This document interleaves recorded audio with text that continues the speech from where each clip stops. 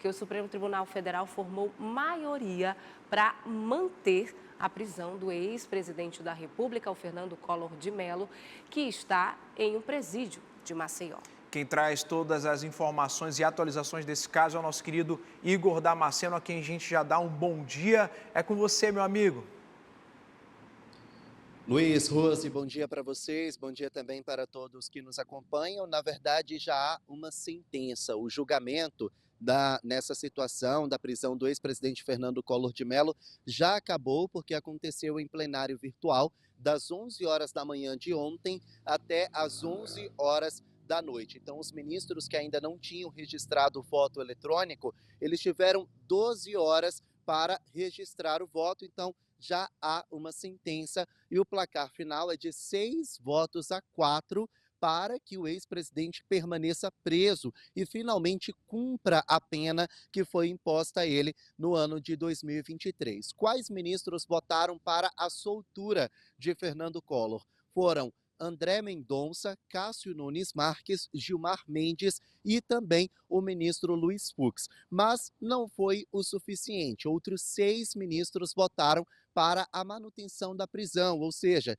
que o ex-presidente permaneça preso. São 11 ministros, mas só 10 votaram. Isso porque o ministro Cristiano Zanin se declarou impedido de votar. Collor foi condenado a 8 anos e 10 meses de prisão no âmbito da Lava Jato, operação o qual Cristiano Zanin foi advogado de um dos investigados, no caso, o presidente Lula.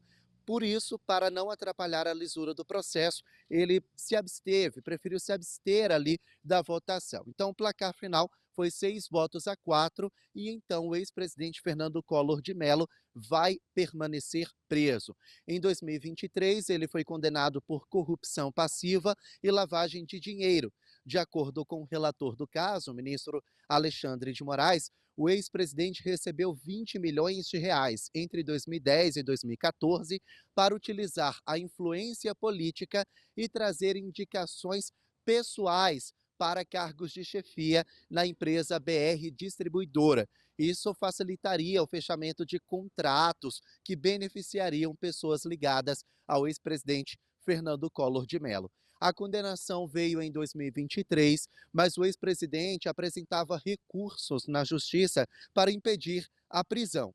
Na semana passada, o último recurso foi negado e então Alexandre de Moraes decretou a prisão, o cumprimento imediato da pena em regime fechado. E ontem, os ministros referendaram a decisão de Alexandre de Moraes. Agora, o ex-presidente Fernando Collor está preso em Alagoas, na capital, Maceió, e vai cumprir finalmente a pena que foi imposta há 2 anos.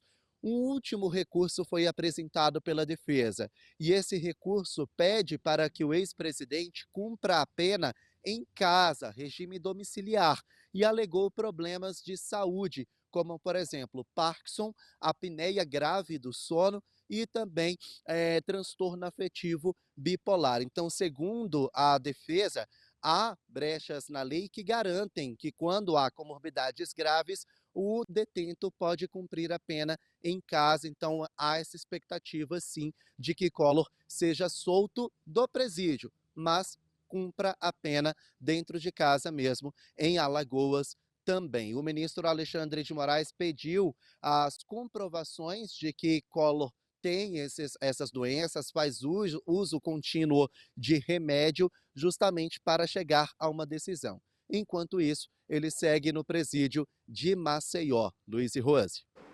Obrigada, viu, Igor, por essas informações. Você vai continuar aqui com a gente, mas só para a gente contextualizar um pouco e aprofundar, fazendo uma breve análise, que inclusive eu quero te ouvir também, Igor, você que está acostumado a cobrir Brasília. Nós vivemos um período, desde a nossa redemocratização, de presidentes presos ou impeachmentados. Isso nos diz muito assim sobre como a nossa democracia ela ainda capenga, né? Quer dizer, dos últimos presidentes que a gente teve, com exceção de Fernando Henrique Cardoso, quase todos eles tiveram algum problema com a justiça. Isso abala, de certa forma, Brasília e põe em dúvida o nosso sistema de semipresidencialismo. Quer dizer, abre muitas lacunas para a gente até refletir nesse momento, né, Igor?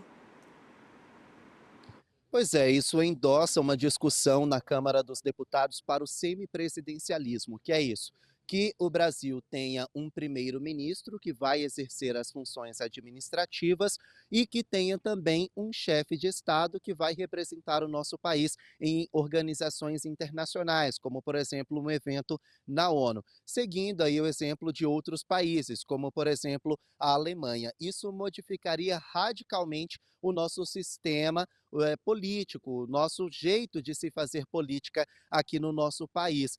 Mas essa discussão ela foi endossada justamente por causa dessa instabilidade. Nós temos dois presidentes que já foram para a cadeia. O atual presidente Lula passou quase 2 anos preso.